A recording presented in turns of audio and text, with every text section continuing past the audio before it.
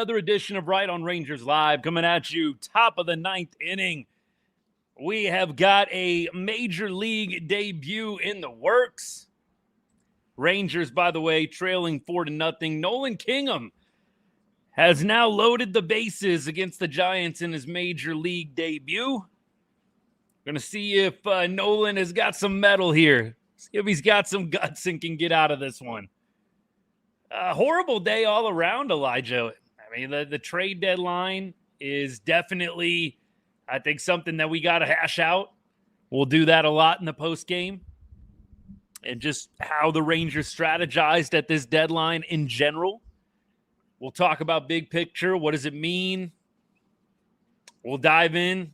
Got a lot of analysis for you. Definitely want to finish this one out. It's been a pretty terrible ball game, but you know what? You get out of it here, who knows? Maybe some ninth inning magic, and you're right back in it. Jung Hoo Lee, Ranger killer. My goodness. Ranger killer Jung Hoo Lee, man. 2 bombs tonight. Got it started early off of Quantrill in the early frames. Hit another home run off of Peyton Gray. Just been a great night all around for him. Made a pretty nice catch after losing the ball in the lights. When it's your day, as they say. First pitch to Lee incoming. Swing and a drive. Oh, my goodness. I thought that was better off the bat, but that's going to hold in the ballpark. Feel like Dave Raymond. That was a good-looking ball off the bat. He just got it off the end. 5-0, though.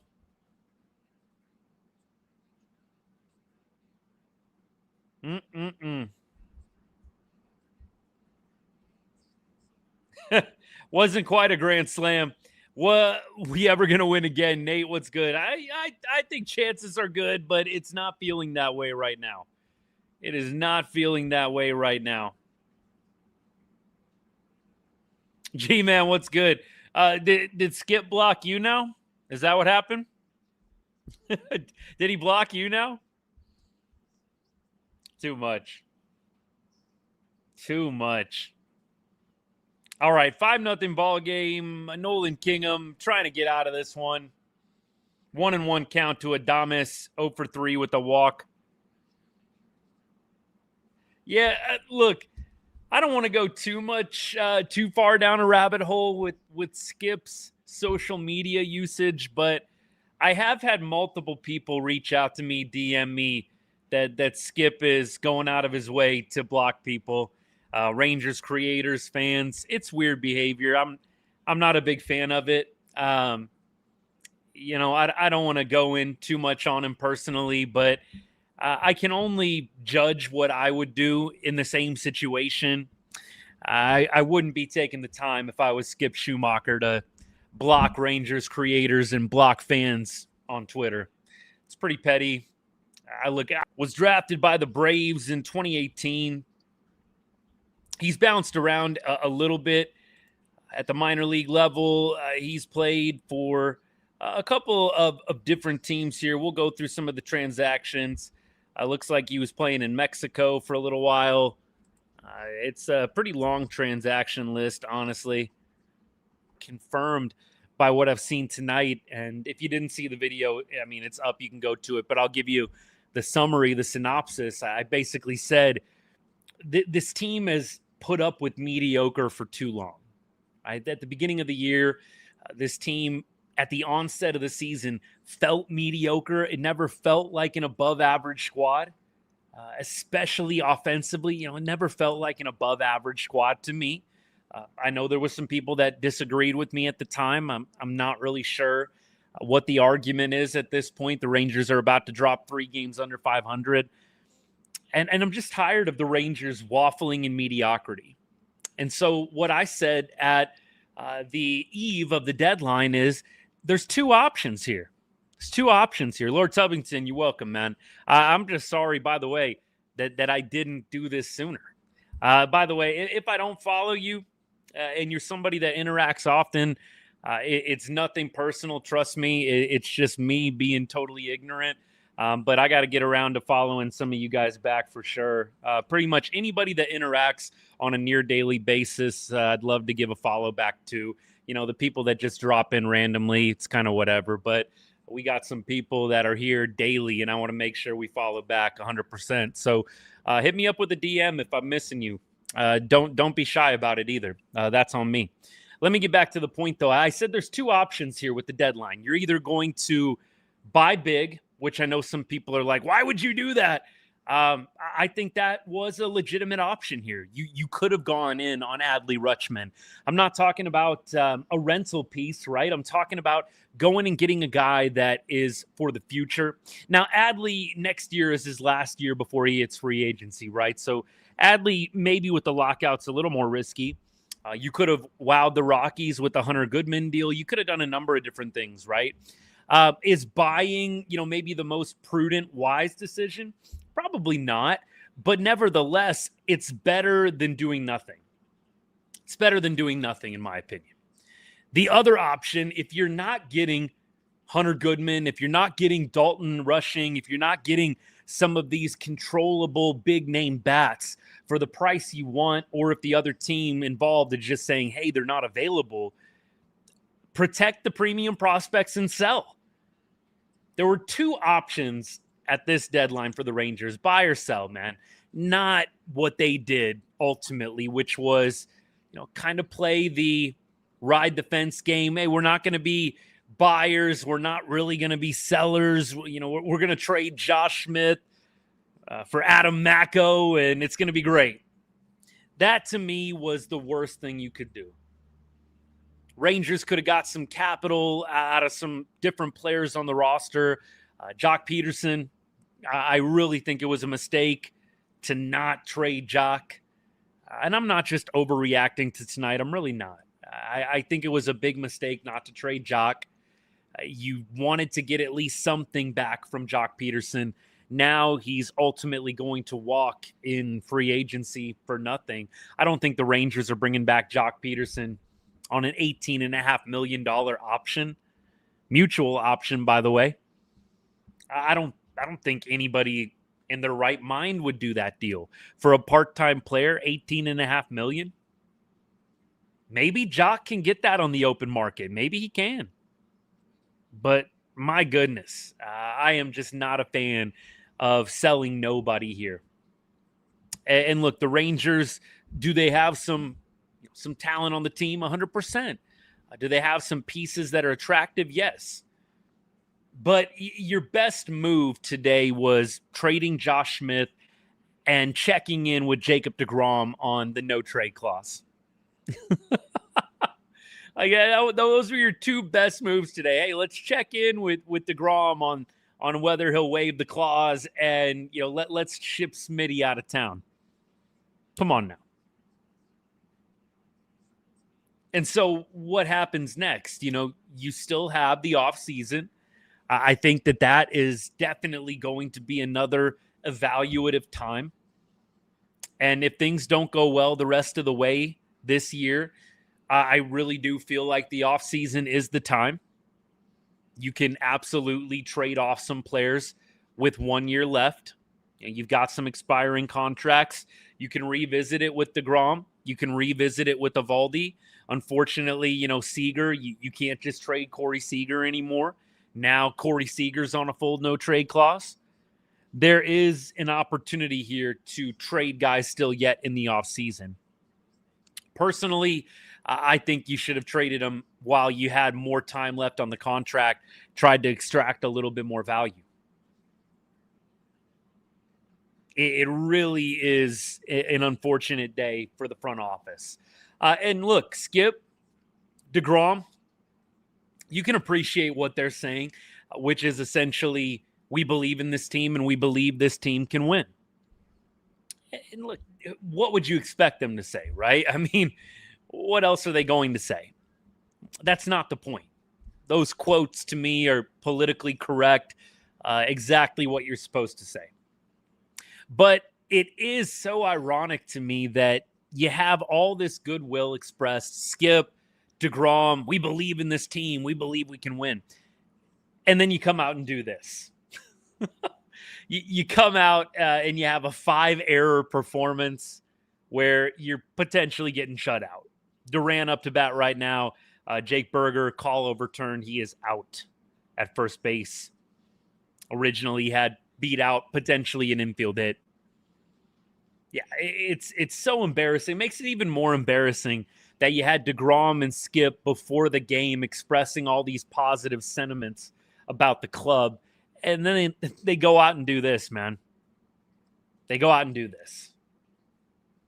McJ, what's he up to? What's he saying right now?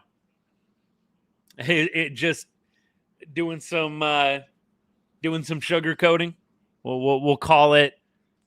We'll call it nicely. Doing some sugarcoating, huh? Jared said we had a good deadline. I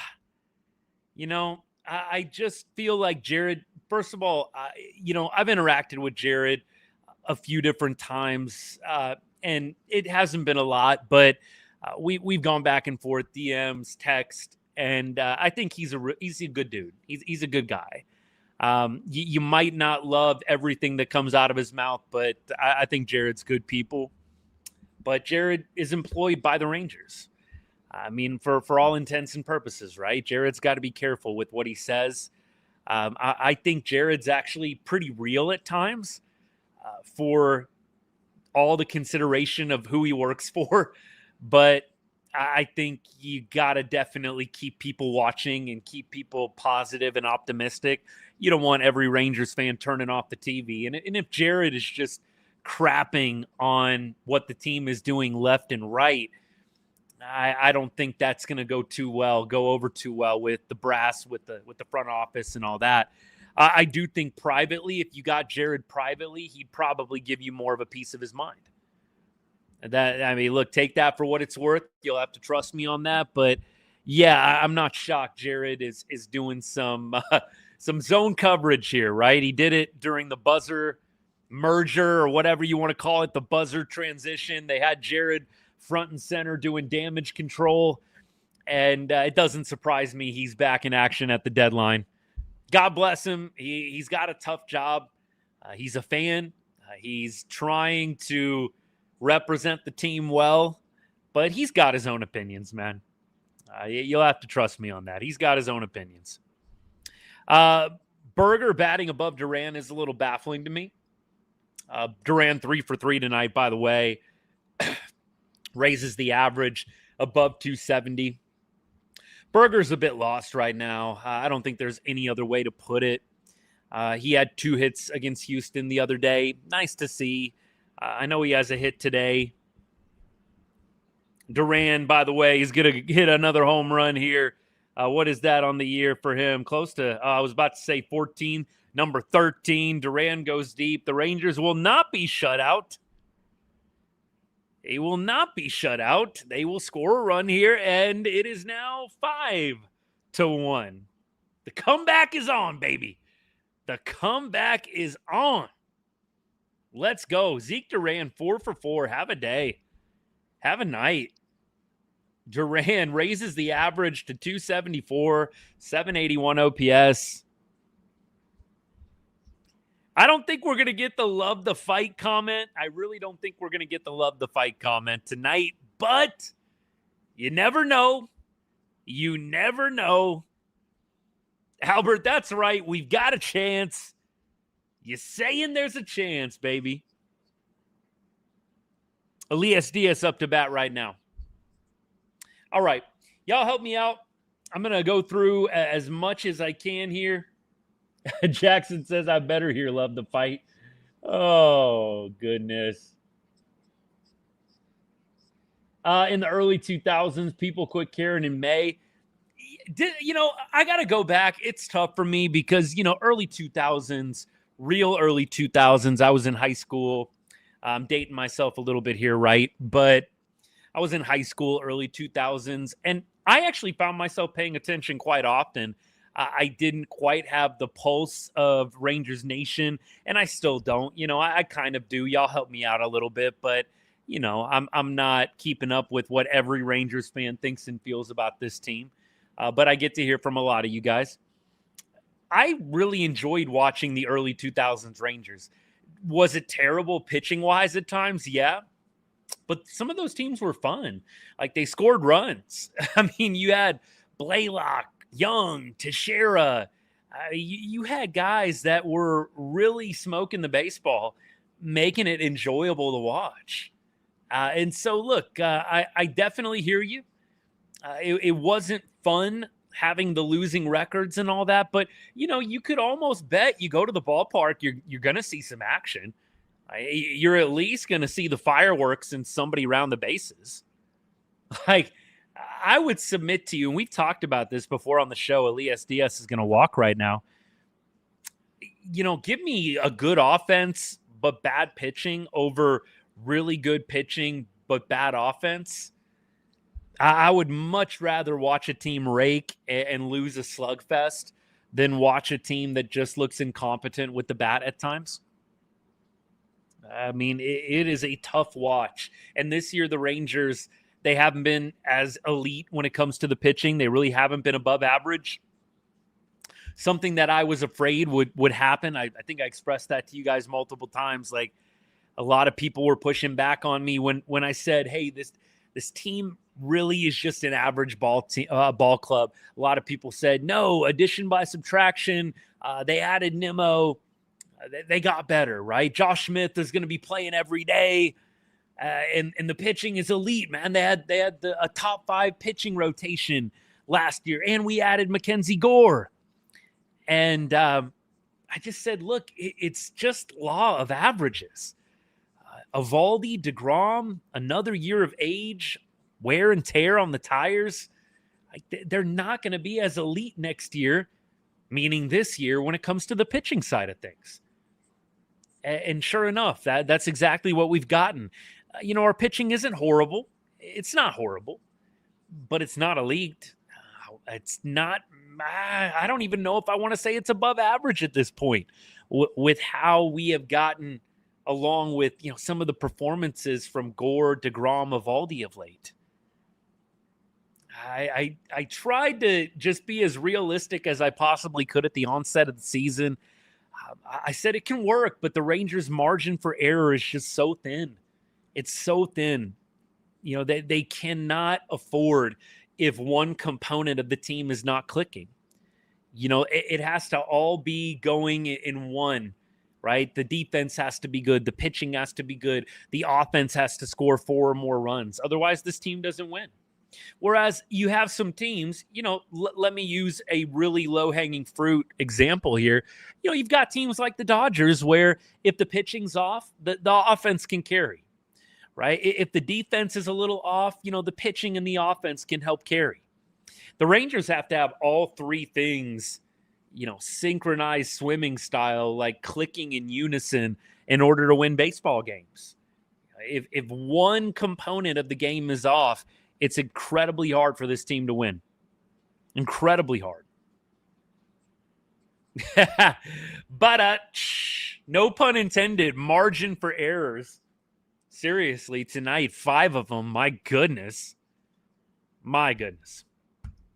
It's just embarrassing. Like, again, you have your star pitcher, DeGrom. You have your manager, Skip. Give these quotes pregame. I believe in this team. We can win here. I believe in this core. And then they go out and do this, man. Like, I know you can't control everything in the game, but it's really tough for me just not to go completely off. And look, I'm always going to keep this show PG. We got a wide range. Trust me, we got a wide range of audience members. But it's a bit of a gutless performance. And I don't use that word a lot, but it feels like a bit of a gutless performance for me. Now, maybe Cam Cauley can hit one in the gap.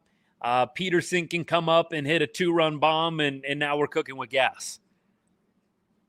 But unless the Rangers do something special here, just a gutless performance. Cauley, going to ground out here, shortstop. Looks like it's going to be a game-ending double play. We'll see if the Rangers challenge. looked like he may have been safe.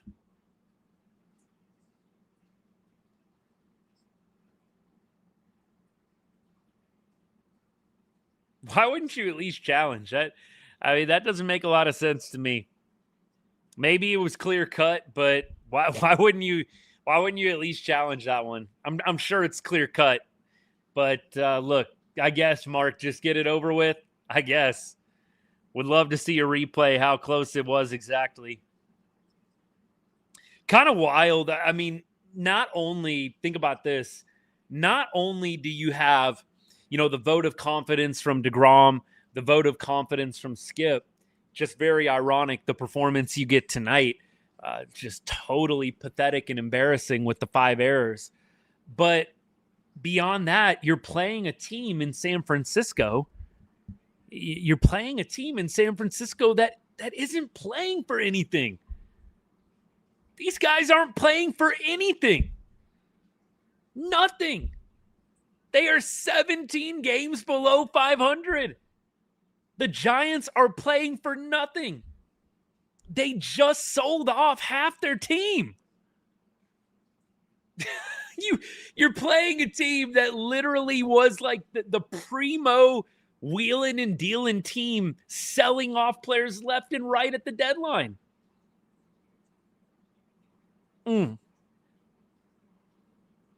My goodness. It's just disheartening. Derek, we don't need to whine, buddy. Just type your comment again. Derek, just type the question again. No need for the sensitivity, my guy. Just type the question and I'll answer it. Somebody's accusing me of ducking tough questions. Give me the question, dude. Please. I'll wait. I'll come back to you. This better be good, buddy. All right, this better be good. G-Man says he's going to a game with a poster board and a brown bag over his head. Oh, geez. Simply unacceptable to not sell at the deadline. Yeah, I would agree. You had to do some kind of selling. At least trade Jock Peterson. I know CY with the quote comes out and says, sometimes the best deal is the one you don't make. Isn't that a quote? Sometimes the best deal is the one that you don't make. Wow. Y'all saw that, right? Incredible. Just incredible. Rangers offense has been terrible since the World Series. It was lightning in a bottle. Yeah, I think a lot of us would agree with that. I don't know a lot of Rangers fans that don't agree. Man, that 23 team, it was a team that got hot at exactly the right time. And fortunately, they rode that all the way to the World Series. Like, I don't know what the hard-hitting question is there, my guy. I think that a lot of people do get offended when people talk about 2023 being a fluke. I would never call it a fluke. A fluke is when you have like tons of injuries in your way. You get very, very lucky along the course of the run that you're making. Fluke to me has always been associated with luck. And there was just never a lot of luck involved with that Rangers championship. So the only reason I push back on anybody calling 23 a fluke is you didn't have any good fortune. You literally played every series in 2023 on the road. I could go off on this for like 30 minutes, so I want to cut this short. But, I mean, the Rangers got no good luck at all in that series, in that run, period. They played Tampa Bay on the road. They had to fly across the country after game 162, play Tampa Bay on the road, all 3 games in the wild card round, won both of those games. Then you had to play in Baltimore. You had to fly to Baltimore after that. You finally got to come back home. You ended up sweeping 1-3. Then you had to fly to Houston, play game 1 and 2 there. You lost 3 in a row at home. You beat Houston game 6 and 7 in Houston. And then, in the World Series, obviously you got some home field advantage there. But there was no good luck. There was no massive injury plagued team that the Rangers ran into. What changed from the 23 season? Regression. That's the biggest thing. It's regression. And to credit what some of you guys are talking about, like Adolis fell off a cliff. It's sad, but it's true. He fell off a cliff. You had Jonah Heim kind of falling off a cliff. Marcus Semien falling off a cliff. The Rangers got career years from multiple players in 2023. Call it a fluke, I guess. We're arguing semantics at some point, but the Rangers, I think, earned what they accomplished in 2023. But I would 100% agree. It was lightning in a bottle. It was lightning in a bottle. You had the Rangers get hot at exactly the right time. And the example I always bring up, which is painful to bring up, but it's the one I always bring up, is the 2011 Cardinals. The 2011 Cardinals were not that great of a baseball team. They barely snuck into the playoffs. The 2011 Cardinals snuck in on, I think, game 162 or game 163, and they needed like an epic meltdown from the Braves to do it. And then the Cardinals went on to obviously beat our beloved Rangers. And that wasn't necessarily the best team, but yeah, that was a lightning in a bottle team as well. I mean, it is what it is. Unfortunately, the Rangers have just never been able to reclaim that. And a big part of it is the major regression of a lot of the key players that were big contributors. Evan Carter. We didn't even talk about Evan. Didn't even talk about Evan Carter. I mean, Evan Carter was 100% electric in the playoffs in 2023. And is he coming around a little bit right now? Yeah, I think he is. He was 0 for 4 today, but obviously the average is ticking up. But Evan Carter hasn't been able to rekindle what he accomplished in 2023. That's where we are right now. That's how we've gotten here. And at this point, the Rangers, they may still win this series, right? They may win 2 games here and end up beating the Giants. It's another ESPN national game where the Rangers fall flat on their faces. What's new? But I would think at this point, the Rangers, they lose this series to the Giants. Anything can happen mathematically until you're eliminated. But, I mean, just embarrassing and, just a shame for the fans that showed up to support them tonight. Just an embarrassing, ugly effort. And the beat should be ripping them, rightfully so. I bet Evan Grant probably will. I don't know what the other beat writers will say. Maybe still try and be a little kind, but the Rangers deserve to get ripped pretty ruthlessly in the media tonight and tomorrow.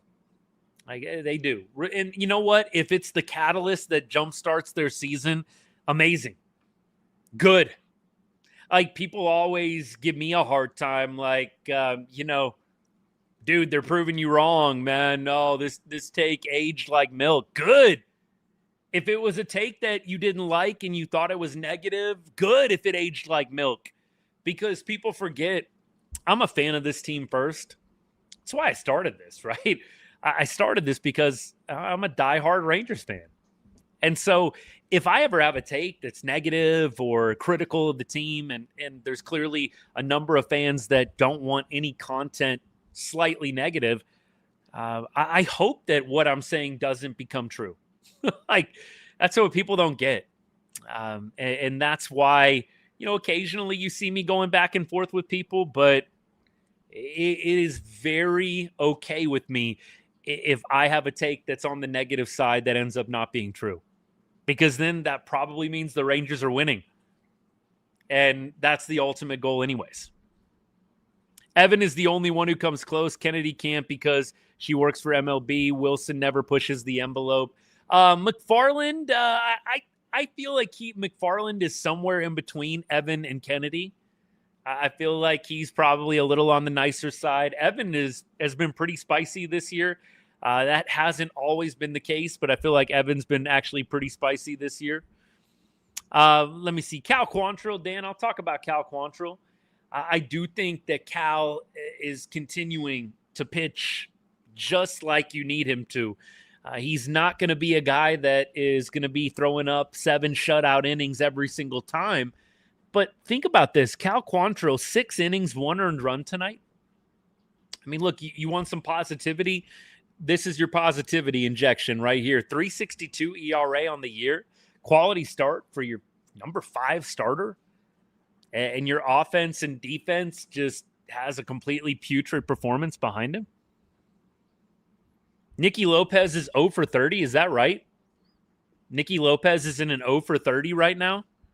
No way. No freaking way, G-Man. 0 for 30? He is in an 0 for 19. His last 7 games, Nicky Lopez is 0 for 19. He's in an 0 for 30? Okay, so the last time he got a hit was the July 27th. Okay, so 5, 8, 12. Yeah, 0 for 19. 0 for 19 for sure. And maybe it's worse, Kenny. You might be right, because I don't know when he got the hit against the Mariners. The last time he got a hit was in the Mariners series. Dude hasn't gotten a hit in over a week now.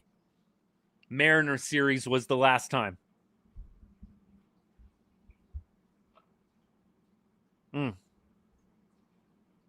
Keep on going. Who is that? Acts like a child on X? I mean, I'm sure I'm guilty from time to time. Lord Tubbington, who are you talking about?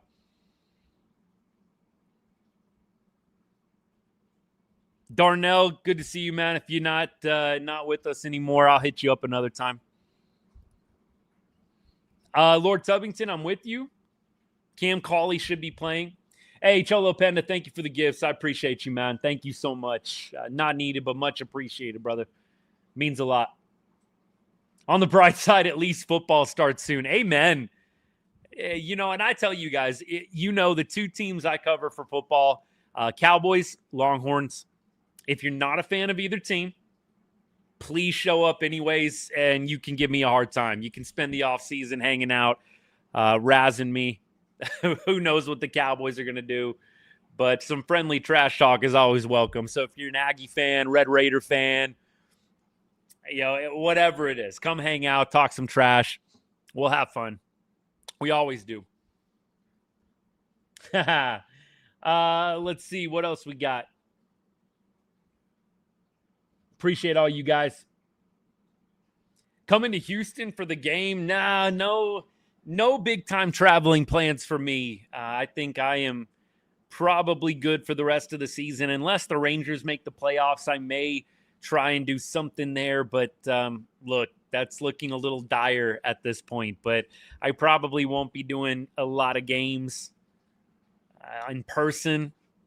Maybe at some point in my career of doing this, I'd like to be a little bit more of a regular at Rangers games, but that is probably not in the cards the rest of this season unless we play in October, baby. Coming to Houston for Texans-Cowboys. Texans-Cowboys is going to be fun. I saw Jadeveon Clowney re-signed with the Texans. He was a good player for the Cowboys last year. That's all right. Like I said, I'm seeing. Okay, we got the horns down cooking on TikTok for sure. Look, like I said, you think I'm playing? Come hang out, talk some trash, man. Give me a hard time. We'll have a good time during college football season. I always tell y'all, my best friends growing up in Texas. I had 0 Longhorn fans that were my best friends growing up. Pretty much all my best friends. Aggie fans, one of my really good buddies, a TCU fan. So Texas is like a family thing for me. I did not go to the university. I know that's a big deal for some people.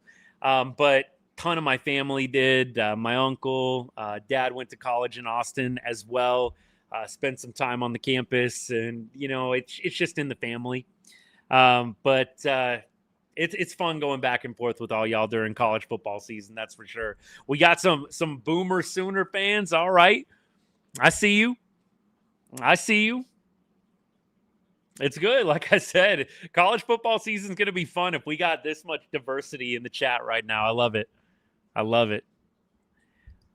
Natalie says, happy the Rangers didn't make the gigantic mistake of selling. Yeah, I guess you'll be right if the Rangers actually make the playoffs. I don't think there's any way that this statement is accurate or true if the Rangers don't make the playoffs. If they don't make the playoffs this year, there's no way that you could sit there and say it's a good thing we didn't sell. That doesn't make a ton of sense to me. I think if they make the playoffs and they make a deep run, sure. I could definitely eat some crow and say, good perspective here. If the Rangers miss the playoffs, selling, and I should say not selling, is a completely terrible move, and it should be regarded as such. Not selling and then not making the playoffs is a horrible decision. Like, think about the Angels, right? The Angels in 2023, the year we won the World Series, they didn't trade Shohei Ohtani. They actually acquired talent, so they didn't quite do as bad as CY. Actually, they did worse, right? They brought in players, and they didn't trade Shohei, and they ended up missing October. That, to me, is 100% where we're at right now. If the Rangers in 2026 don't make the playoffs, we're really no better than what the Angels did in 23, and everybody subsequently gave them a ton of crap.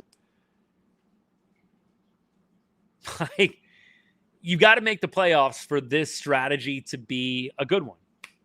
And if you don't, then you were wrong. And so anybody that's glad that they didn't sell, okay, let's see what they do. But if they don't make the playoffs, yeah, that's a totally inaccurate sentiment. You should be mad that they didn't sell. You should be upset that they thought that this team was going to figure it out and they didn't have the foresight to realize otherwise. All right. Let me see. Matt, Mariners have a ton of prospects, refuse to use it to their advantage. I can't speak too much to Seattle.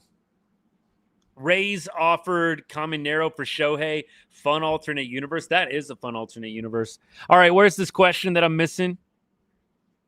Cade's question. Cade, where are you at? How much longer do I think Wynns has? I'd rather see O'Hoppe or Cooper Johnson. Shouldn't have too much longer, right? Shouldn't have too much longer. I mean, Wynns had, 2 errors tonight? I don't know have they really talked about what they are trying to see from O'Hoppe? That was what I was trying to figure out. I was actually doing some research on it during the game. Has CY or Skip or anybody commented, like, what's the goal for O'Hoppe down at AAA? Are they hoping he can hit a little better, hit consistently? Are they looking to see him improve defensively? I haven't really heard them talk about O'Hoppe a ton. But I can tell you this, I don't think O'Hoppe's doing a whole lot worse than this. Like, here's the thing with Wynns. He has a good pop time. It doesn't matter if you have a good pop time, though, if you can't throw the ball accurately. And Austin Wynns is not hitting either. I'd probably rather go to O'Hoppe at this point. O'Hoppe's not going to be the answer. I mean, so let's not get psyched out of our mind for the Logan O'Hoppe call-up. I think O'Hoppe is, a nice depth piece at this point that has a bit of a ceiling. I think that he probably should be up at this point. If it was me, I'm not really sticking with Austin Wynns for too much longer. If I'm going to get performances like this, you might as well go Logan O'Hoppe. Let's talk about Malcolm Moore.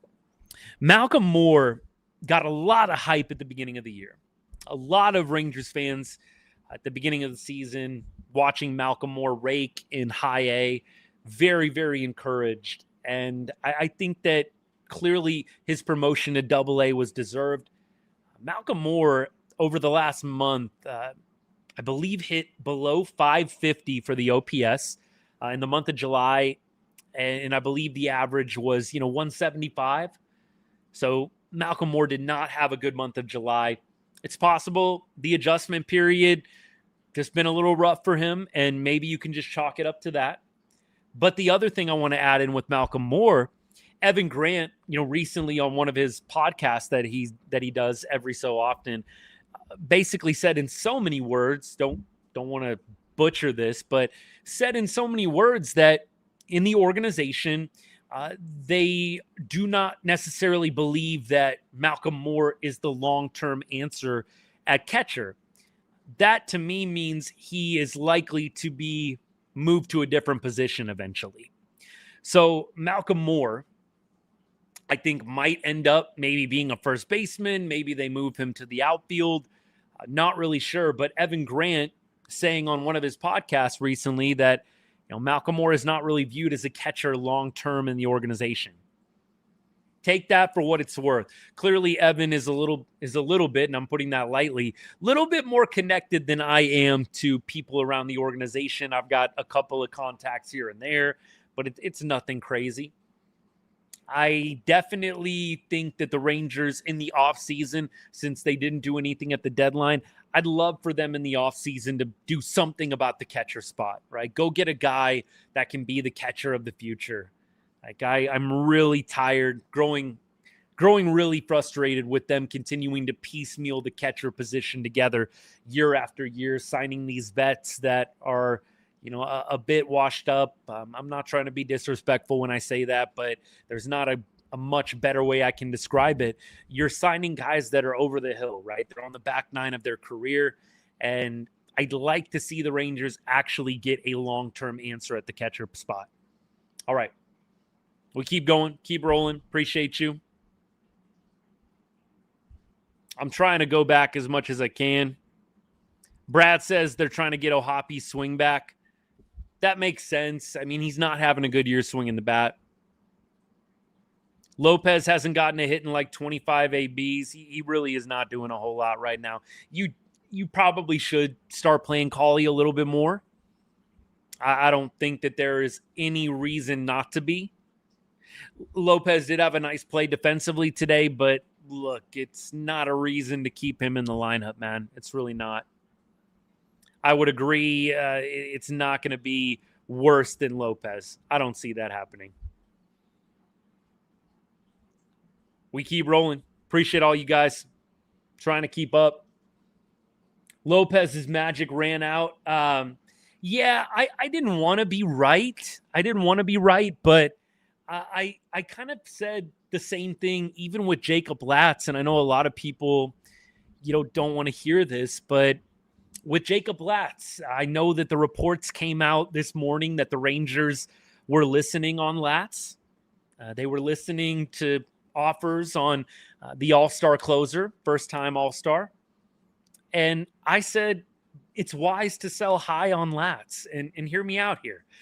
Selling high does not mean trading him for peanuts. Selling high means you get an overpay. Maybe it's small, maybe it's big, and you sell high. That's what I mean, just to clarify that terminology. Now, hear me out on this. Jacob Latz is 30 years old. He's 30 years old. He's got about 3 years left on his rookie deal. Most likely, you're not re-signing Jacob Latz at the end of his rookie deal. You're not going to re-sign him. You are going to probably trade him before then, or you are going to let him walk in free agency. We all know how fickle the closer position can be. One guy can be super dominant one year, lights out, awesome closer. And then the next year, the pitcher, same guy, is soiling the bed left and right. Closer dominance is so fleeting in this league. Jacob Latz, I think by all measures, has totally overperformed this year. totally overperformed. I would love to think that Jacob Latz is going to do this again. And maybe he will. And if he does, I'll be happy to eat a massive plate of crow. But the odds are not in his favor. The odds are not in Latz's favor. Just like I told you guys in the offseason, the odds are not in our favor that the pitching is going to be as dominant as it was in 2025. I feel the same exact way about Jacob Latz. Is Latz going to fall off a cliff and be terrible next year? Probably not. Is he going to be at the level he's at this year? Probably not as well. I don't know that the whip is going to be 0.6 next year with the ERA at 1.5. I just don't think that's going to happen. I would probably bet against it. Now, could Latz give you a sub-3 ERA and a 0.99 or, a 1.1 whip? Yeah, I think that's realistic. I don't think what Latz is doing this year is necessarily going to be duplicated. And so that is why I think the Rangers should have at least considered it. And I would be fascinated, absolutely fascinated to know what was the best offer they got on Jacob Latz today.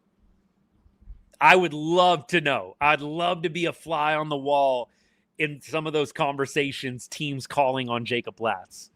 And you know what? Maybe we would hear and we would laugh and say, yeah, stupid deal. Glad they didn't go with that one.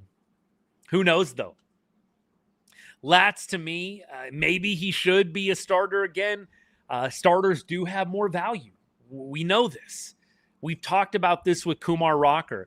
A lot of people wanted Kumar Rocker to move to the bullpen. I've pretty vehemently said, don't do that. You'll instantly tank his value. And sadly, with Jacob Latz, you've kind of done that a little bit. Fortunately, he's had such a good season that he has a good amount of value. Jacob Latz might end up one day moving back to the rotation. And if he can develop into a frontline starter, he's infinitely more valuable than what he is right now as a closer. So I think there absolutely is logic in potentially moving Jacob back to the starting pitching rotation. Are they going to do it? I don't know. And if they do, I'm a little nervous about what the back end of the bullpen is going to look like. But if you see a lot of potential in Latz and you think he can be a starter, I do think you try and see what he's got in the rotation, especially with some of the things that are in motion right now. You've got clearly Mackenzie Gore for another year potentially. You've got DeGrom. You've got Evaldi, Leiter, Rocker. Maybe that's the rotation in 26. Maybe not, though. I'm very curious what's CY going to do in the offseason. Are you going to see CY make some deals, trade off some players, or are we just going to try and run this back again? Maybe they'll let Jock Peterson walk, and maybe they'll use that money to try and sign a bat of some sort. Don't know what it could be. I am very interested, man. But I fear that in 27, we're pretty much going to be running out a very, very similar team. And when you think about it, we'll be able to. The only player that really is an impact that is on a half or expiring contract is Jock. And I think you can absorb that with Seager DHing, with Nimmo DHing. All you really have to do is maybe add one more player on offense, and you literally could run out just about the exact same crew. And I do wonder if they're going to do that. Where do we pick up the paper bags after tonight's game? Drilling end, freaking hilarious, by the way. But, it was not a great game tonight. I feel bad for the fans that spent their hard-earned money on a ticket this evening. I mean, that's some little league stuff. Lord Tubbington, my bad, man. It's been a long day. It's been a frustrating game. No excuse for me forgetting. I mean, Walcott is going to be that guy they add, right? I do think if I had to bet on this right now, it's going to be letting Jock walk. I don't think they're going to re-sign Jock. Unless Jock loves Arlington and just wants to come back on a team-friendly deal, I don't think the Rangers are going to exercise the $18.5 million option on Jock. I think they would be insane to do so. Lord Tubbington, the only thing, now that you're saying this about Berger, the only way I think Jock sticks around is if the organization wants to really commit to him as an everyday player, and maybe they put Jock at first base, and Jock just gets in the lab and becomes the best first baseman he can be, and then you trade Jake Berger. That could be the scenario where Jock sticks around. I would absolutely hate it if they just bring Jock back as a platoon DH that's only going to play against right-handed starters. It's just not going to work for me. CBA lockout does have people scared to make moves. I totally agree with that. Appreciate the comment. It definitely is. It's definitely a factor. I will say that, and I agree. Should have traded Jock. We won't have him next year. I don't think Jock returns next year. I think the Rangers pass on the $18.5 million option, and I think they let him walk. Look, I can't imagine them spending $18.5 million for another season of Jock. No disrespect to the season that he's having, but this team is not in a spending mood right now. They're not in a spending mode. I don't think they're going to spend $18.5 million on him. Hey, appreciate this so much. Eric, appreciate this. Thank you for the gift. Not needed, but much appreciated, brother. Hope you're having a good night. We'll keep rolling. What's the stance on Cody Freeman? I'm not really sure what's going on with Cody. I know he had some surgery on some of the issues that he was going through with the back. I think he's doing some stuff at the minor league level right now. I don't know how much Cody is going to come back and make a huge impact. I think that he obviously is a bit of a spark plug type player. I'd imagine he's definitely going to be back up when rosters expand.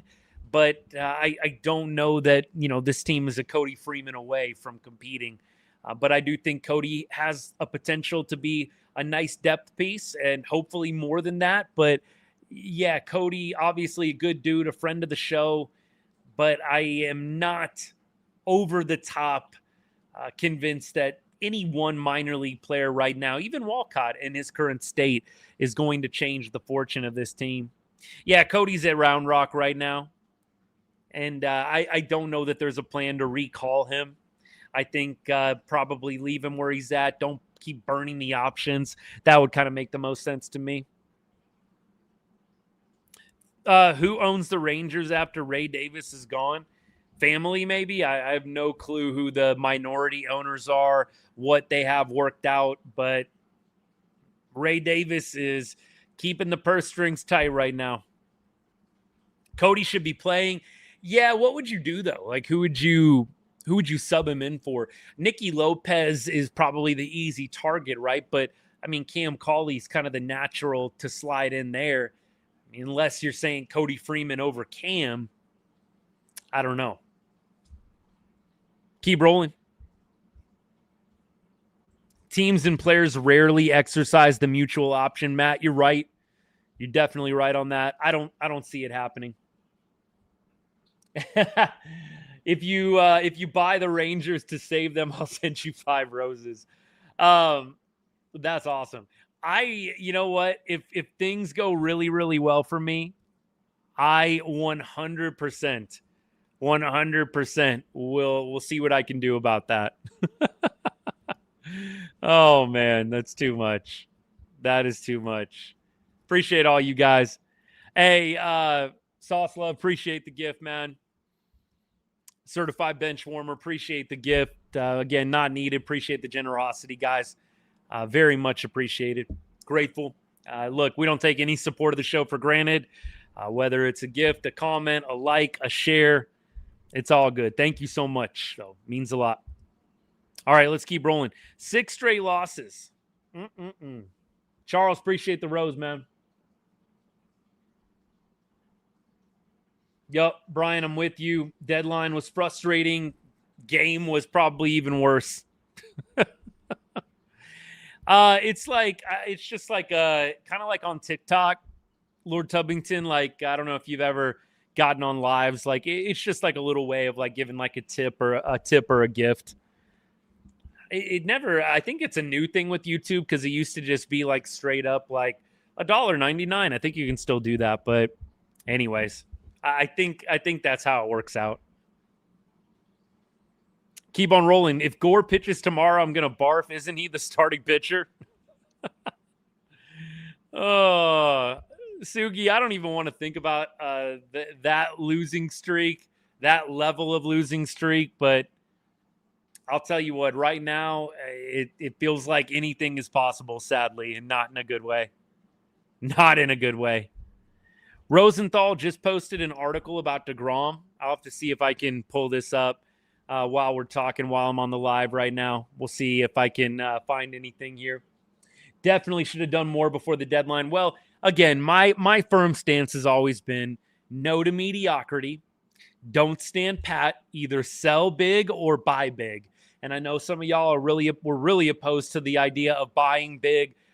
I'll say this. I would have been able to get behind a big buying shopping spree if CY would have done that. Don't give up Walcott, but you know what? You trade Santos, you trade Scarborough, you trade some major league talent. I could have gotten behind a big buy piece. I really could have. But I can't get behind doing nothing or, doing very, very small moves around the edges. I similarly could have gotten behind a big sale. I wanted to see one of the two extremes. I wanted to see big time buying or I wanted to see big time selling. I did not want to see what the Rangers did ultimately at the deadline, which is basically nothing. The team has been mediocre for too long this year. They haven't shown enough to really have the confidence and belief that they're going to go deep into October. The manager obviously expresses confidence in the team. Jacob deGrom expresses confidence in the team today. But the front office clearly doesn't have a lot of confidence in the team. If they did, they would have bought today. That is the bottom line. I think if I could just sum everything up from the trade deadline today, the front office doesn't believe in this team. It kind of is going to get spun like they do, but they don't. If you believe in a team, if you believe in the team, you buy. There's no other way around it. You're going to see CY sugarcoat it and spin it in the media like we feel great about where we're at. We're only a couple games out. We hit a little rough patch. We're getting back Josh Jung, Montgomery. We're getting back Cody Bradford. It's going to be great. If CY really believed in this team, he would have gone ahead and he would have bought. And this next question is very valid here. I want to go to it. If the front office doesn't believe, why didn't we sell? Well, there's a number of different factors. There's a number of different factors here. I mean, first of all, you've got the owner, right? Did Ray Davis want to see the team get sold off? I tend to think he probably wasn't pushing strong for that. Otherwise, I think the Rangers would have done more to sell. You could have sold off Jock Peterson and freed yourself up of, $6 or $7 million? They tried to sell DeGrom, but then they kind of gave up after that. You kind of gave up after that. Look, Seager, you could have traded. Brad, you couldn't have traded Evo, but Seager had a limited no-trade clause. And basically with Seager, you just couldn't trade him to 8 teams that were on Seager's list. You had 22 other teams that you could trade Corey Seager to. But they basically gave up on that. Again, Seager, you could have traded. How much could you have gotten for him? Who knows? Evo and DeGrom had the full NTCs. And maybe Evo said no. I don't know if it was even addressed. I do think that would have started a bit of a waterfall effect. Yes. Had DeGrom wanted to go, I do think Evo would have probably maybe similarly decided, yeah, I'm open to it too. I think that was Ken Rosenthal's comment, Lord Tubbington. I don't necessarily know if that was Ray Davis's. Not sure if Ken spoke to Ray directly, but I think that was Ken basically musing. I think that was Rosenthal musing, man. If he if he's able to do that, Ray Davis is going to be really happy. I mean, I don't think he would have put a lot of money back into the team. I don't think that would have been the case. Missed the 23 squad as well, 100%. Seager being a full-time DH, James, is only going to happen if Jock is no longer on the team. Evo does have full no trade, so it was basically, it was Evo and it was DeGrom. Seager could have been traded, but he had 8 teams that you couldn't trade him to. So Seager, you could have dealt him to the 22 other teams that aren't on his list. We keep going. My thought was Davis doesn't want to see empty seats if they sell big. That's kind of where I was at. I have a feeling, once DeGrom said no, you probably put the heads together and said in so many words, let's not make this ugly, right? Let's try and keep this team mildly competitive. And I think that's kind of been the philosophy for the last 2 years. Like, what can we do so this team isn't dog crap terrible, but let's not spend too much money. Let's just kind of keep this team like on the cusp to just totally mid and see where it lands. See if we can get hot again like in 2023. Cripple King says, I'd take the 22 offense. I would too. You're right. They were pretty good, but yeah, the pitching was not amazing that year. Could see Jock or Berger getting DFA'd at the end of the month if this team is toast. Yeah, I think they may do that, and then Jock could maybe pick up somewhere else, right? That could be a possibility. Maybe you try and save a little money on Jock. I do think that is a real possibility, Brad. If you've got the Rangers way out of it, I do think that there is a possibility they could dump Jock to save a little bit of money. They we kind of had this debate last year with a couple of different players, but that is, I think, a really real possibility. Keep on going. Evaldi almost was dealt. Yeah, there were a lot of almost today, weren't there? A lot of almost today. Let's go to today's game real quick. Put a bow on this. Seager with the hit. Peterson with the hit. Duran 4 hits. Duran out-hit the rest of the entire team tonight. Duran 4 hits. Rest of the team 3 hits. Ezequiel Duran, about the only one that showed up tonight, although he did have that error in the second inning. Not great. Not great. Kind of kick-started the downfall, but he did make up for it in a big way. Look, he had 10 strikeouts tonight. Not horrible, but not great. Only 3 walks. Bullpen was a little bit off. Kingham will not really count him in the mix. Peyton Gray did give up the home run to Lee. Lee was smashing tonight big time. Peoples gave up a walk, but he pitched a scoreless. Cal Quantrill's got to be player of the game. I know in a loss, player of the game doesn't ring very true, but I mean, look, Cal Quantrill, 3.62 ERA, 6 innings, 1 earned run. Good stuff from him. And then let's go to the game tomorrow before we close up shop here. So tomorrow, Mackenzie Gore on the bump.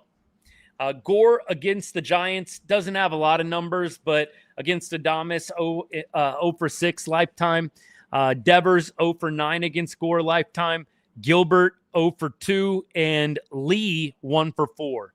That's it. And then we're facing Tidwell for the Giants. He has a 3 ERA on the year. He has just 12 career games and 2 starts. So this guy's pretty green. He was drafted by the Mets in 2022. Believe he was dumped, and then the Giants ended up picking him up, or did he get traded?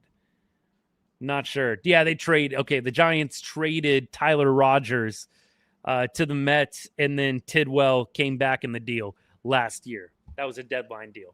Okay, so we'll see how that goes tomorrow. Hopefully, we can end this losing streak. My goodness, it'd be nice to at least talk about winning baseball.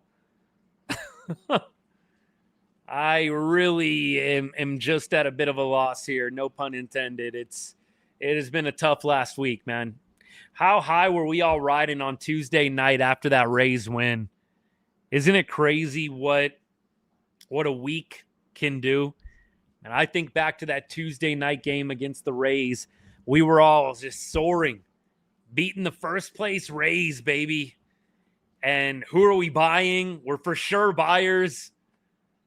And then 6 days later, here we are. Change just like that. You can only hope that this team figures out a way. I'm surely not rooting for them to fail at this point. What good does it do? I guess you improve your draft pick position a little bit. I'd rather see this team actually win ball games and make it interesting. It's the least they can do. Trade deadline, very underwhelming.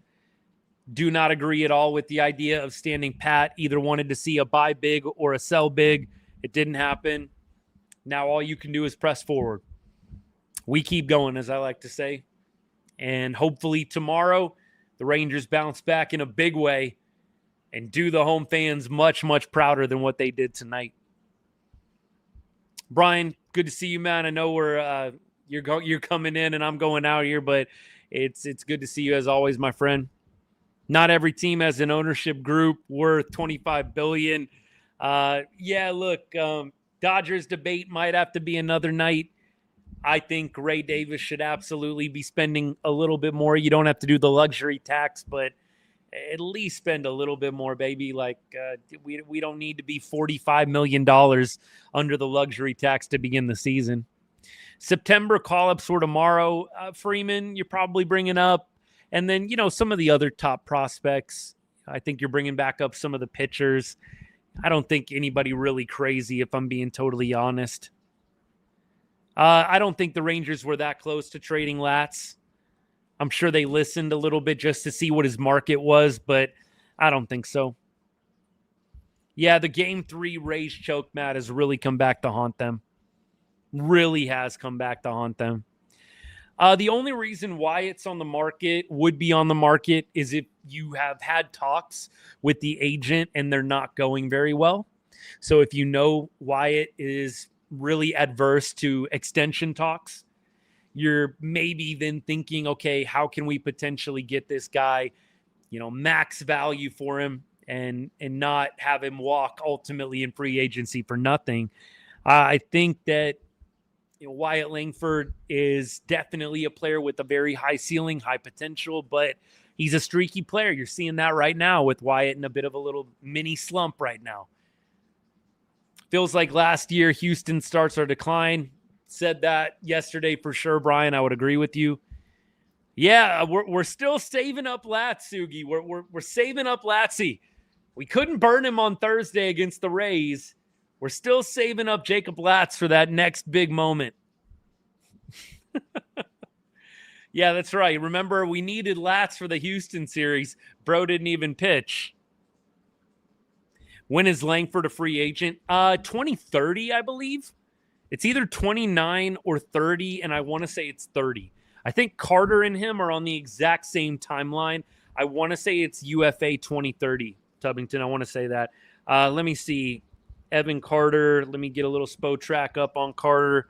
I want to say it's 2030. Let me look at this real quick. ARB 3 is 2029. UFA is 2030. There you go.